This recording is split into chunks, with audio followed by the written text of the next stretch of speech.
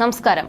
മലയാള സിനിമയിൽ പ്രകടമായ ചില മാറ്റങ്ങൾക്ക് നേതൃത്വം കൊടുത്ത നടിയാണ് റിമ കല്ലിങ്കൽ. സിനിമാ മേഖലയിൽ സ്ത്രീകൾ നേരിടുന്ന പ്രശ്നങ്ങൾക്കെതിരെ ശബ്ദമുയർത്തിയ നടിമാരിൽ ഒരാളാണ് റിമ കല്ലിങ്കൽ. ഇക്കാരണം കൊണ്ട് തന്നെ റിമയ്ക്ക് സിനിമയിൽ നിന്ന് അവസരങ്ങൾ നഷ്ടപ്പെട്ടു എന്നതടക്കമുള്ള സംസാരങ്ങളുണ്ട്. എങ്കിലും സിനിമയ്ക്ക് അകത്തും പുറത്തും തന്റെ അഭിപ്രായങ്ങൾ തുറന്നു പറയുന്നതിൽ റിമ ഇന്നും മടി കാണിക്കാറില്ല. റിമ മാത്രമല്ല, ഭർത്താവ് ആഷിഖ് കപൂറും മലയാളികൾക്ക് പ്രിയങ്കരനാണ്. പ്രേക്ഷകർക്കേറെ സുപരിചിതരായ താരദമ്പതിമാരാണ് ആഷിഖ് കപൂറും ഭാര്യ റിമ കല്ലിങ്കലും. നിലപാടുകൾ കൊണ്ട് താരങ്ങൾ കയ്യടി നേടാറുണ്ട്. എന്നാൽ ഇടയ്ക്ക് വെച്ച് വിമർശനങ്ങളും കേട്ടിട്ടുണ്ട്. എന്നിരുന്നാലും കൃത്യമായ നിലപാടുകൾ ഉറച്ചു നിൽക്കുന്നവരാണ് രണ്ടാളും. മലയാള സിനിമയിലെ സ്ത്രീ കൂട്ടായ്മയായ WCCയുടെ മുന്നണി പോരാളികളിൽ ഒരാൾ കൂടിയാണ് റിമ കല്ലിങ്കൽ. 22 ഫീമെയിൽ കോട്ടയം എന്ന ചിത്രത്തിൽ പ്രവർത്തിക്കുന്നതിനിടെ പ്രണയത്തിലായ ഇരുവരും 2013 നവംബർ 1 എറണാകുളം കാക്കനാട് രജിസ്റ്റർ ഓഫീസിൽ വെച്ച് വിവാഹിതരാവുകയായിരുന്നു.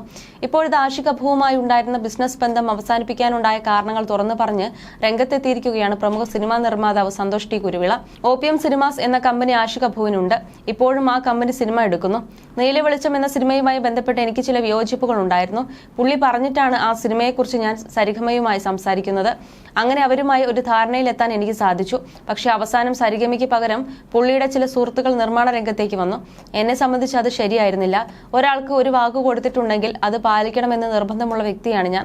ഉദാഹരണത്തിന്, ഒരാൾക്ക് ജോലി കൊടുക്കാമെന്ന് പറഞ്ഞിട്ട് ഉടനൊന്നും കൊടുക്കാൻ സാധിച്ചില്ലെങ്കിൽ 1 കൊല്ലം കഴിഞ്ഞിട്ടാണെങ്കിലും ആ ജോലി ഞാൻ കൊടുക്കും. അഭിനയിപ്പിക്കാൻ എന്ന് പറയുന്ന പലർക്കും അങ്ങനെ വിവിധ ചിത്രങ്ങളിൽ അവസരം നൽകുന്നുണ്ട്.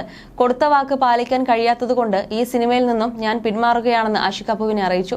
മഹേഷിന്റെ പ്രതികാരം എന്ന സിനിമയുടെ കാര്യത്തിലും ഇങ്ങനെ ഒരു കാര്യം സംഭവിച്ചതാണ്.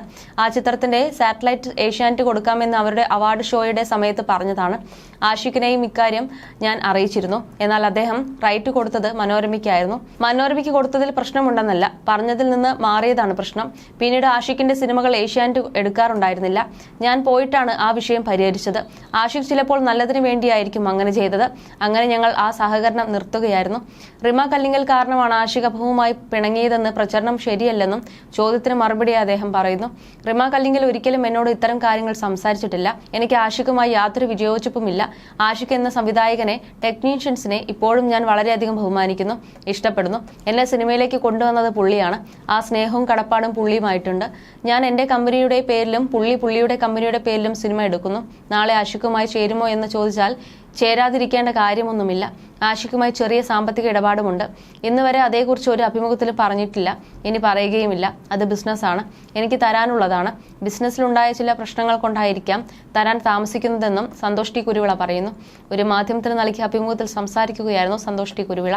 ഗ്യാങ്സ്റ്റർ, മായാനദി, മഹേഷിന്റെ പ്രതികാരം, നാരദൻ വരെ തുടങ്ങി സിനിമകൾ ആഷിഖ് കപൂറുമായി ചേർന്ന് ചെയ്തിട്ടുള്ള നിർമ്മാതാവാണ് അദ്ദേഹം. You're watching me on metromatney.com. on metromatney.com. metromatney.com. Subscribe for more videos. Subscribe for more videos. Subscribe here for more videos. Subscribe now. Thank you.